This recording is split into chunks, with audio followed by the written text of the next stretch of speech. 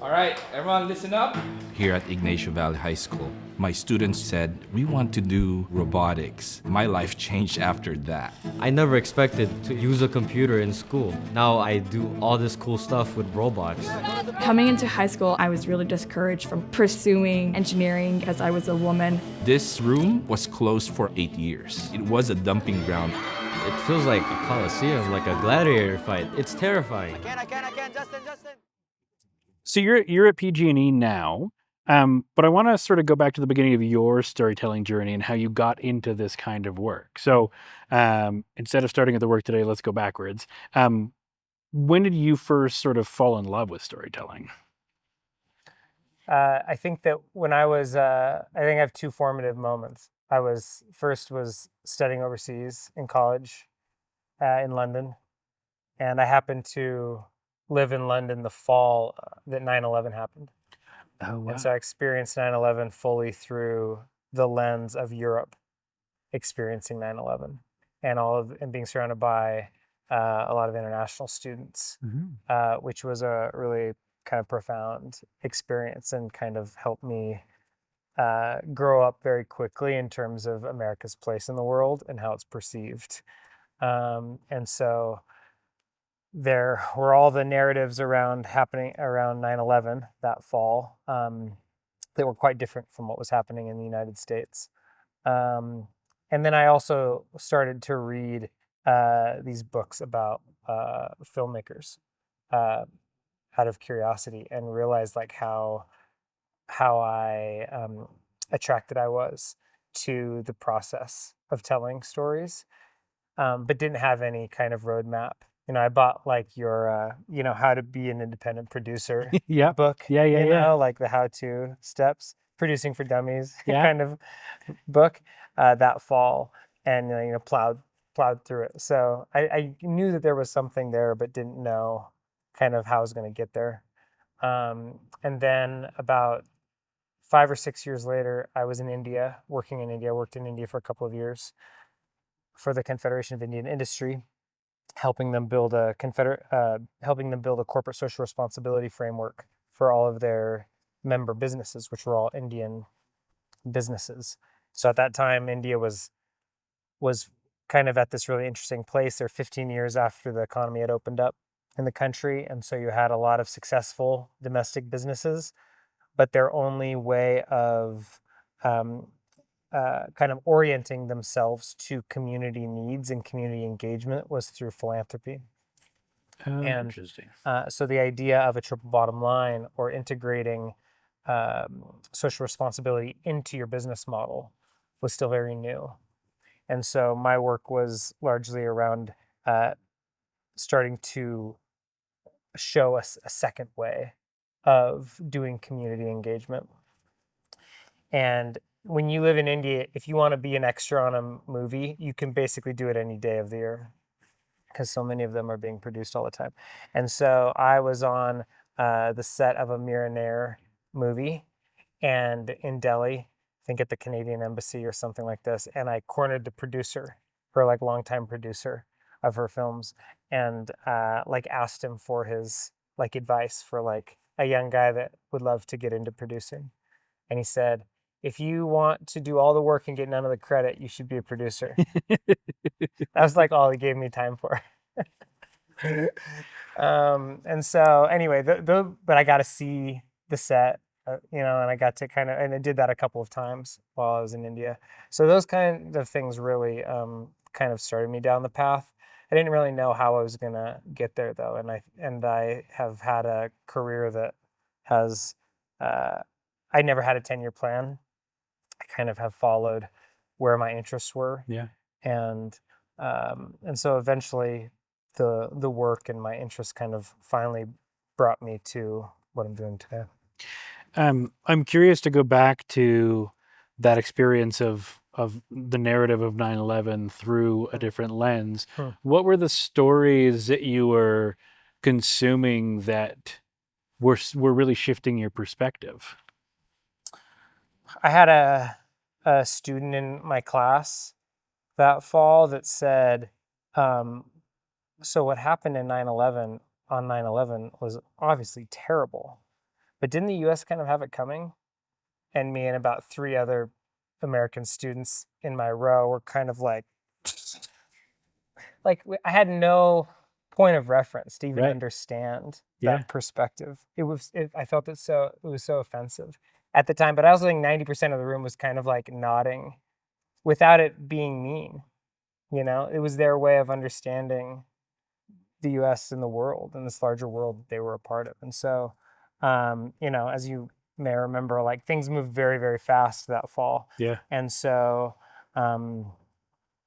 I kind of just had my eyes opened up and I saw how the European press covered it. And I heard stories from home about American flags in everybody's front yard and the way that kind of patriotism was kind of taking form in the US at the time. And then surrounded by, I think that my wing of our dorm, had people from 5 continents. 10 people were from 5 continents or something like that. So um, kind of couldn't escape all of the other points of view on the current events of the time. And so I think it did a lot to help me start to um, force me to start to understand other people's perspectives. And up until then, I think my communication background, my communication classes, I was thinking of them much more through like a public relations, corporate communications kind of lens. And all of a sudden, I think I realized that there were much more interesting, different points of view in the world that were more interesting to me. And so that's what ended up leading me to live in Spain, move to India, work in a host of other places around the world. I feel like that's such an interesting like microcosm you were forced into, right? Which is like being in a place where the the perspective you grew up with is all of a sudden not the dominant perspective, and so you have this like almost like a whiplash, right? Of like, oh, I don't see this the same way that this group of people sees it. Um, how do you feel like you process that and allowed it to? Because some people would shut down, right? And it feels like you took it as like a way to open up more and go like, oh, there's more perspectives out there around this, Mm, and I'm going to be open to them instead of pushing them away. mm. I think that to be a good storyteller, I think that you really need to be able to embrace humility. And I think that part of getting to a place of humility gets a little bit easier, I think, as you get older. But still, a starting place for it oftentimes is shame or embarrassment or insecurity about what you don't know, or how you feel different than others. And so I think at the beginning, that's where I was. All of a sudden I felt really ignorant about American history. I had a number of friends who all of a sudden I realized knew a lot more about U.S. history than I did. And so that was the first step. And then I think once you have that knowledge and understanding, it really matters what you do with it. And so for me, I ended up being motivated to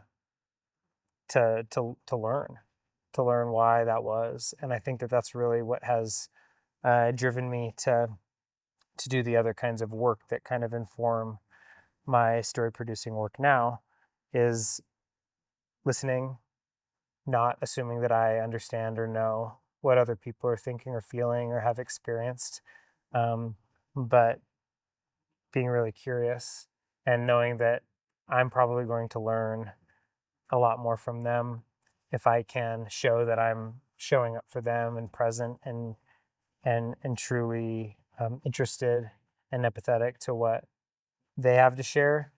Hopefully that allows me to tell their story better and also to build trust. When you're building a story with other people, a lot of whom you don't know very well at the beginning, you need to be able to show them that you're for real and that they can trust you. They can trust you with their story. They can trust you with what you say that you're going to do.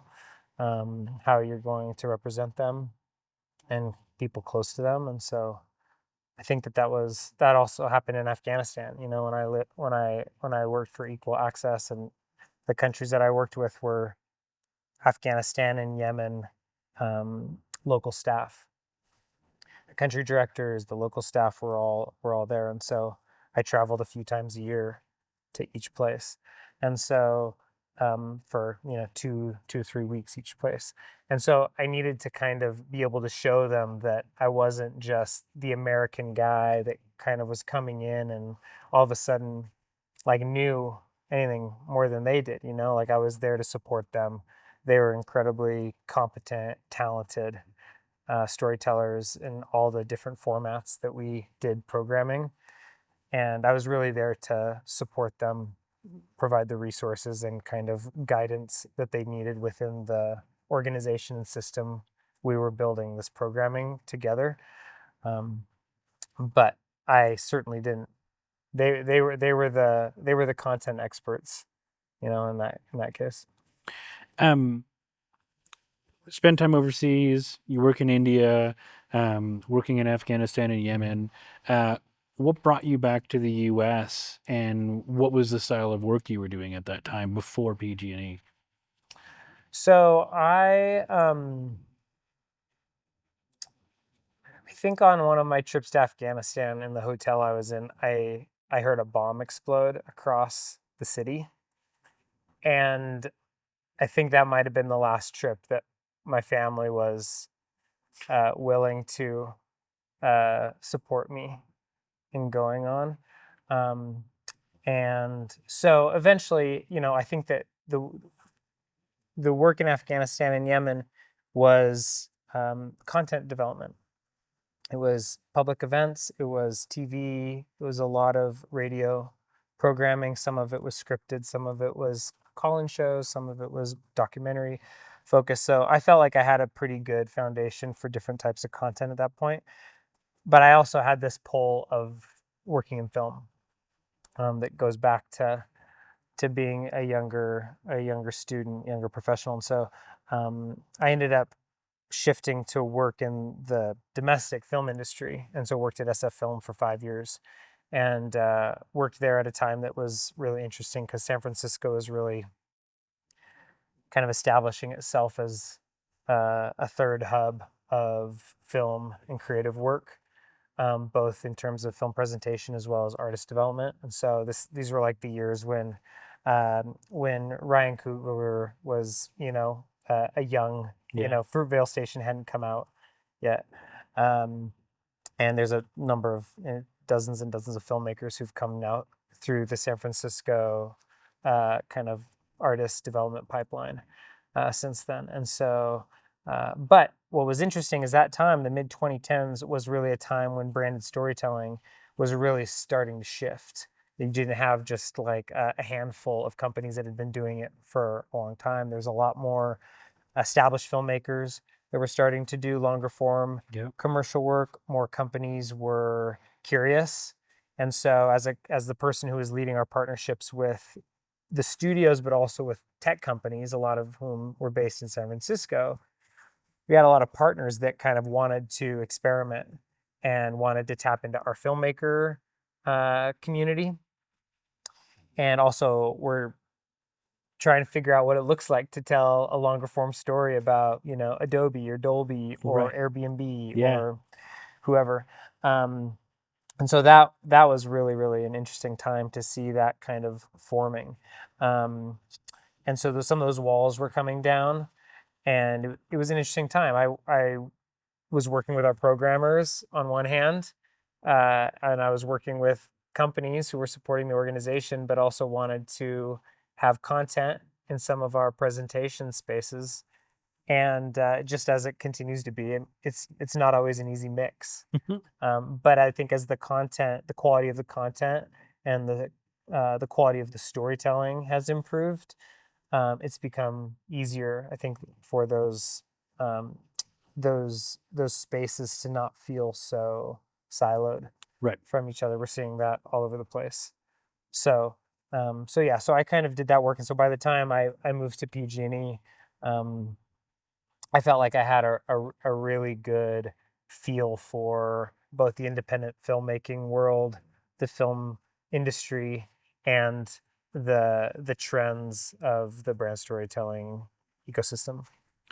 What drew you to the role at PG&E originally? Because I, working at a utility doesn't jump out as like the place that's going to do the most transformative storytelling, even though it's a very content rich and story rich world, right? Like the end user is us. We all have power in our, it's such a, the end point as a storyteller is going to be there in so many different ways and paths to get there, but it also just doesn't feel like the obvious place to go and go like, I'm going to lead storytelling at this place.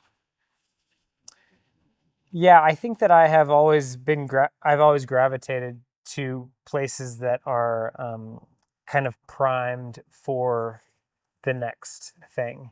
And so when I moved to India, they were just trying to figure out how to integrate corporate social responsibility into Indian business models.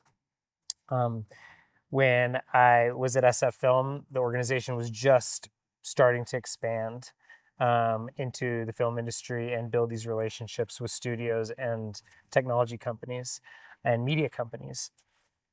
And so what I saw at PG&E was this kind of big blank canvas with a ton of customers, over 16 million customers, the largest energy company and the fourth largest economy in the world. Stories, endless stories, obviously, to tell, but also stories that need to be told, in my opinion, and certainly lots of people at PG&E believe this. Our power isn't going away. If anything, we know it's going to be tripling by some estimates by 2050. So our power demands are increasing. We need it to be greener. We need it to be done more sustainably. And we need the public in general to be able to trust and embrace the companies that are bringing them their energy. And those companies need to be able to do it reliably, safely, and affordably. And so that is like the puzzle that everyone is trying to figure out. And so at PG&E, I saw, a company that didn't have the expertise and experience in doing more human-centered storytelling. The company is over 100 years old. The company is very good at communicating the work that it does. They're called pipes and wires stories in the industry. But what the opportunity really felt like was available to us was to decenter PG&E from the stories. And I work on the charitable giving and community engagement team. And so an intentional shift that we made was we moved away from talking about the giving and we started to talk about the impact of the giving. And we did that through the voices of people in the community rather than us telling our customers that we're doing certain work and it's having this impact. Instead, we're like asking our customers and our stakeholders to say it in their own words, in their own environment. Talk about what impact this has had in your life. And the evolution of that is trying to let them share their challenges, their joys, their hardships, and do it in a way that shows our customers that we are still showing up for them, but that we're also listening, and that it's okay to say that it's hard. Our bills are too high, or we still are working to build trust with you. Let it be a conversation, and I think by not expecting that either we are going to persuade everyone in one go of the work that we're doing or our intention around that work, that it's a longer uh, how do I want to say it?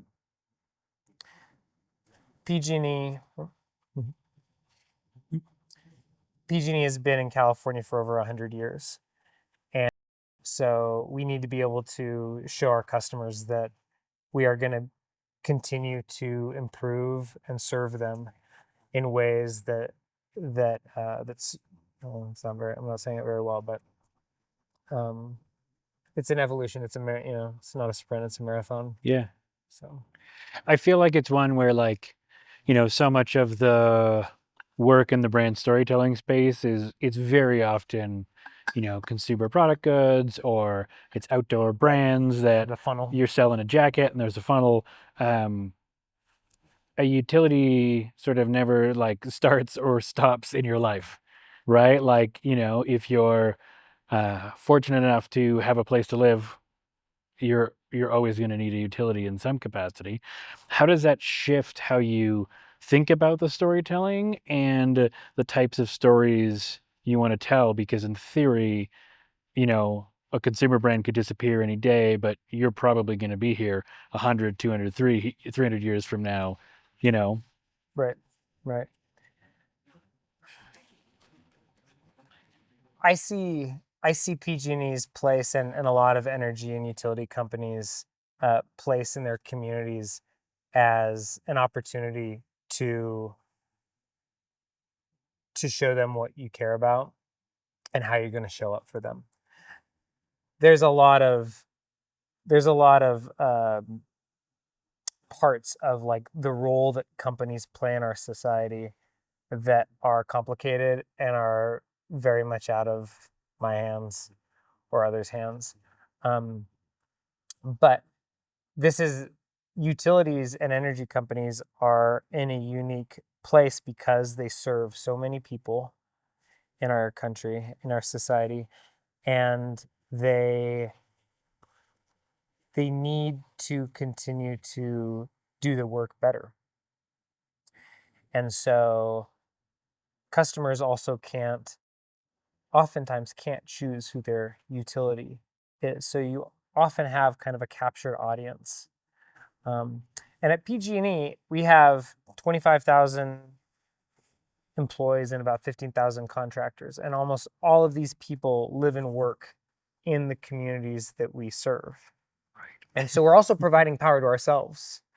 And so people at PG&E oftentimes think of themselves as civil servants. They approach their work as civil servants. And so there's an incredibly high level of integrity and belief in the importance of the work that PG&E people do. And so it's not hard to tell stories about PG&E believing in our service to people, the planet, and California's prosperity, because we 100% believe that that is the mission of the company. Those are our stands. And so even when customers have valid concerns or challenges that they're having with the company, it's still pretty easy to approach the work as iterative, and that the goal each day is to still show up for your customers, give their voice a place to be heard, show them that you're listening, and have a belief in the long-term approach. Up until now, the last 4 years, our work is really focused on our community engagement work. And so telling stories like some of our short films that address the wealth gap, or that address diversifying the technology sector, supporting the next generation of engineers, supporting local hometown restaurants. These are stories that people relate to. They see people like who are featured in these stories. They see people like this in their own community. And so these are winning stories. And PG&E is supporting programs that support these young people. But these stories are not PG&E stories. They're not stories about PG&E, even though they are PG&E stories. And so that has been a real strong way to start to do more brand storytelling at PG&E. I think that the next frontier is how do you apply that same approach and style to a larger canvas. How do you talk about the energy challenges of the 21st century? How do you tell stories that show that we empathize with our customers and our attempts to make energy more affordable, reliable, and safe, but also are not stories about PG&E infrastructure, because those aren't really interesting. We want to be able to show the stories of the experiences of the people in the communities that we serve. What's the storytelling framework you've built? Like when you look at the organization, you talked about some of the stories you've told so far. What are the things that you're really focused on, and how are you trying to get buy-in for those to sort of be that next frontier of stories? So PG&E hired its new executive about 5 months before I was hired, Patty Poppy. So she started at the beginning of 2021. So we're 5 years into Patty's leadership tenure at the company. And so through her leadership, the company has developed its what is called its True North strategy, that essentially kind of boils down our mission as a company and our stands, and that kind of connects to this shorthand of serving people, the planet, and California's prosperity. So over time, our storytelling has threaded into that True North strategy. All of our stories need to come back to people, planet, and prosperity for our customers. I think that the thing that has been interesting at a company that doesn't have a long history of doing human-centered storytelling is when you do it well, you realize that nobody is anti-story. Everybody loves a good story. If you tell a story well, people usually embrace that story. And that's been the case at PG&E. I've heard things like, I've never been so proud to work at PG&E. I didn't know that we supported these kinds of programs. And so those kinds of anecdotes and kind of qualitative feedback that you get has kind of been important data points along the way. And so now there is more of an interest in applying that approach to a larger canvas, to some of the larger issues that PG&E is tackling in this very complicated time in our kind of energy industry, in the energy sector, and how all those things affect our customers right now and in the decades to come. And so we are working right now to find the stories that can both show PG&E as an innovator and show PG&E as an empathetic provider of clean energy, but through the lens of the people who are out on the front lines. And sometimes those are stories about coworkers who are doing great work and are parts of their communities. More often, these stories are about customers and community leaders, and sometimes people that we partner with. But because PG&E is so integrated into the communities that it serves, the connection to PG&E oftentimes can be pretty light, because it is such a kind of fundamental part of Northern and Central California communities. Awesome. Okay, before I let you go, I've got my 5 not so rapid fire questions for you. What's a story that had an impact on your life and why? Okay.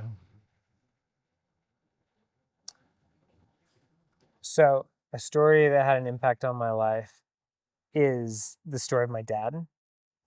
Actually, my dad had ALS, and he was diagnosed with ALS when I was 10 years old. And so a lot of my adolescence was watching him have ALS. He actually had it for 12 years. But one of the most important things that he did was he was a part of this national ALS awareness campaign, where he sang the national anthem at every Major League Baseball stadium in one season. Oh wow. which had never been done at the time.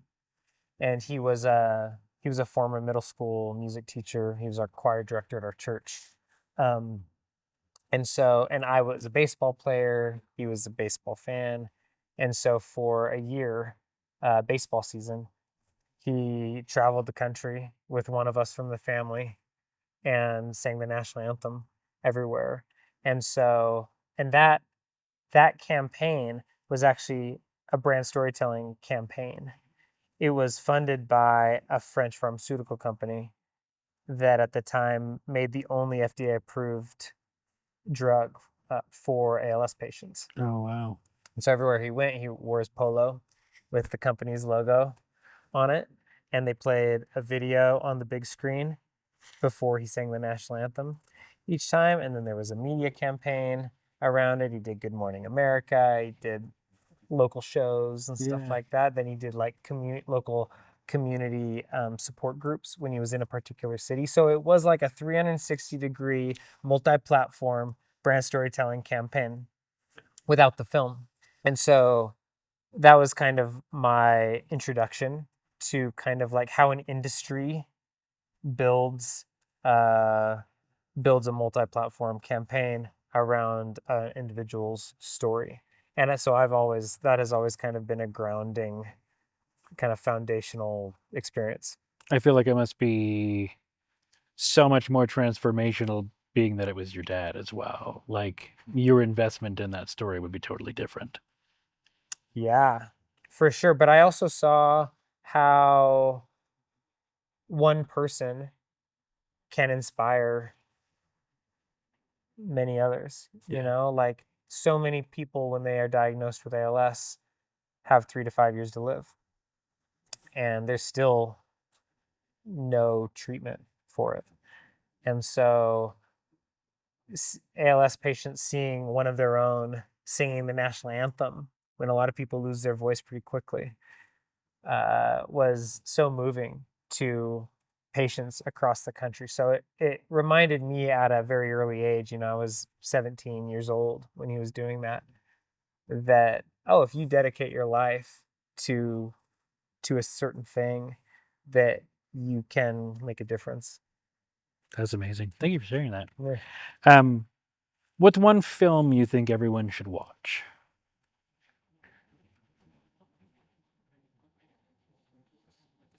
I think one film that everyone should watch is Moonlight. I think that films that help you understand another person's life experience is kind of the whole point of storytelling. And especially when you come from a place of privilege and realize that people face all types of challenges in their life, and whether those stories are scripted or not, when told well, they can really move you and change your perspective. And Moonlight, I certainly think, did that. Amazing. What's something you never leave home without?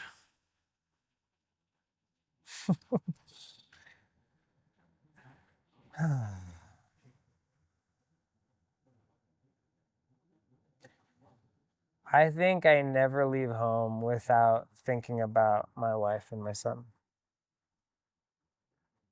I think that I've had enough things happen in my life that I realize that things can be taken away from you at any time.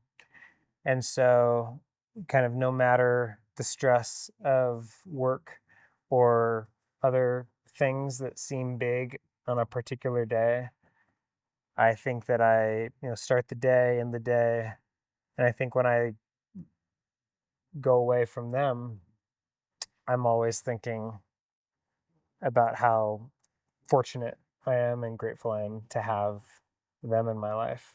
So I kind of never want to be in a position where I wasn't thinking about how much I love them. Love it. What's an important place for you to go to find inspiration? Hmm.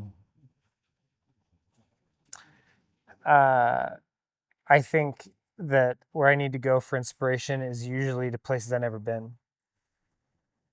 So, kind of going back to that theme of humility, Mm-hmm. I think that I feel my best self, and that I'm most present in the world when I don't know all of my surroundings, and feel kind of that feel like a foreigner, Mm-hmm. kind of. And so that's an active part of my life, and it can look a lot of different ways. I think that too often we, especially as the world has become more globalized, too often we think we need to go do some radical trip or travel to the other side of the world or things like that, and that has a place for sure. That those kinds of trips are incredibly enriching, but I find that going to a different campground, walking home a different way than I've ever walked before.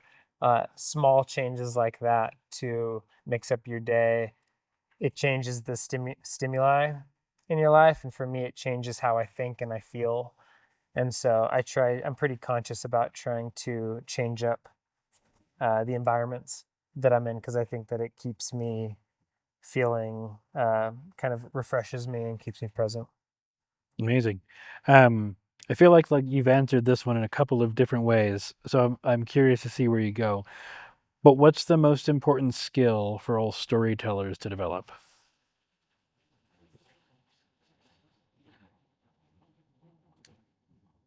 So I think that the most important thing, I think that the most important storytelling skill for people to develop is how to be a good collaborator.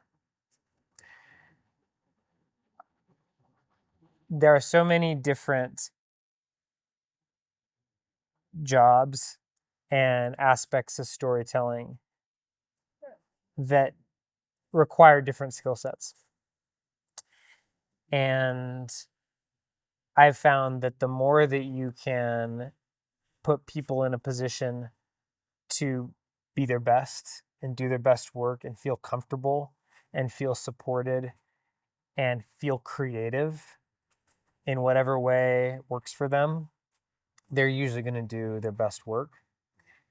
And there's a reason that it's really fun to launch a project, to release a film, but those moments are really fleeting. Most creatives, if you ask them what their favorite part of making a thing, it's making the thing. It's the process. It's the journey of putting the story together from concept to release and distribution. It's the whole thing. And so too often I think there's kind of this focus on the final product. And that's important, of course. But for the actual creative team, it's being able to create together. And so learning how to do your job well, but also to have fun and to empower others to do their jobs well, I think is a really important skill, and one that we have a lot of mentorship programs at PG&E, and we've developed a couple of programs. So in addition to our in-house studio team, we also have editing fellows and producer cinematography fellows as well that help us produce our stories. And so you realize all of the levels of you realize all of the different types of skill sets that are required beyond your specific thing. If you're an editor, you also need to be able to talk to the videographers, and you need to be able to communicate with the client about why you made specific creative choices. And you need to be able to understand the full brief, so that when you start to go through footage, you understand the different moments and beats that your story needs to hit. And so building that kind of full skill set and learning how to work together, I think, is a really important one. Amazing. Thanks so much, Josh. Yeah, my pleasure.